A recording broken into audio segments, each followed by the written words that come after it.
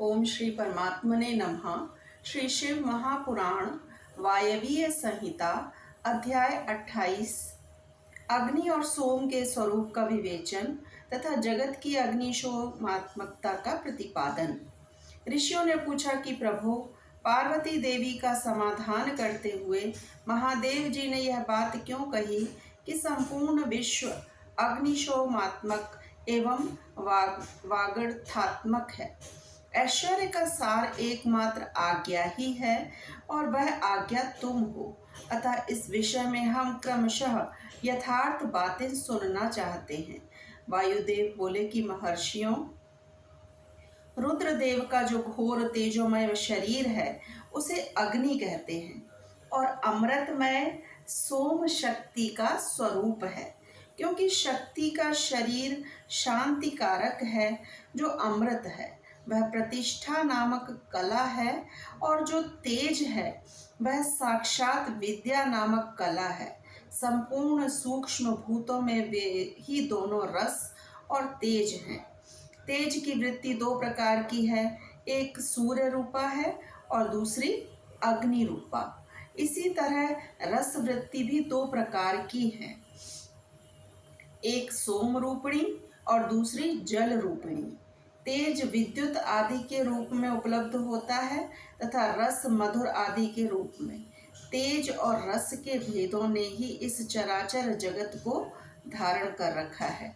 अग्नि से अमृत की उत्पत्ति होती है और अमृत स्वरूप घी से अग्नि की वृद्धि होती है। अतः अग्नि और सोम को दी हुई आहुति जगत के लिए हितकारक होती है।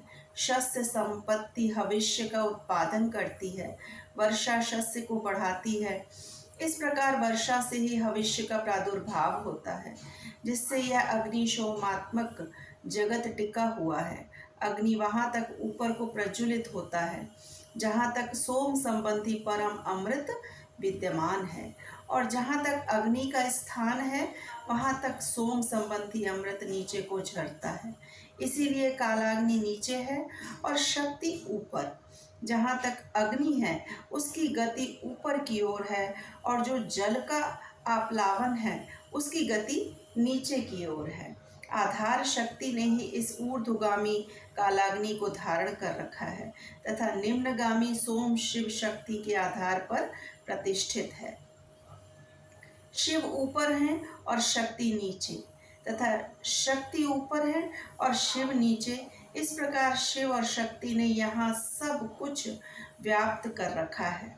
बारंबार अग्नि द्वारा जलाया हुआ जगत भस्मसात हो जाता है। यह अग्नि का वीर है। भस्म को ही अग्नि का वीर कहते हैं।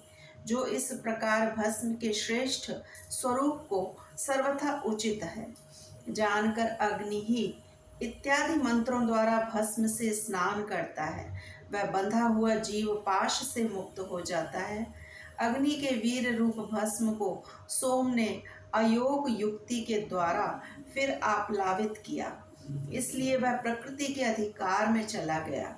यदि योग युक्ति से शाक्त अमृत वर्षा के द्वारा उस भस्म का सब ओर आप्लावन हो तो वह प्रकृति के अधिकारों को निवृत्त कर देता है। अतः इस तरह का अमृत प्लावन सदा मृत्यु पर विजय पाने के लिए ही होता है। शिवाग्नि के साथ शक्ति संबंधी अमृत का स्पर्श होने पर जिसने अमृत का आप्लावन प्राप्त कर लिया उसकी मृत्यु कैसे हो सकती है। जो अग्नि के इस गुह स्वरूप को तथा पूर्वोक्त अमृत प्लावन को ठीक ठीक जानता है, वह अग्निशोमात्मक जगत को त्याग कर फिर यहाँ जन्म नहीं लेता।